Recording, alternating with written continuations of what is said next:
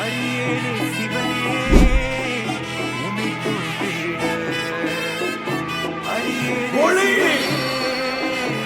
ஒளி இருந்தா கண்ணுக்கு முன்னாடி இருக்கிறதெல்லாம் தெரியும்.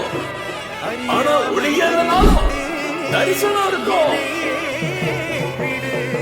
ஆடல் அரசனாட விரியும் மின்னல் உறையுதே கங்கை தலையை சூட எரியும் சினமும் கரையுதே தோன்றும் யாவுமே அழியும் என்றனை இந்த நாடவம் அழித்த சிவசக்தியே என்றும் அழிந்திடாதெனது சிவபக்தியே தேக சுத்திரணேன புயார் மனசாந்திரணேன புயார்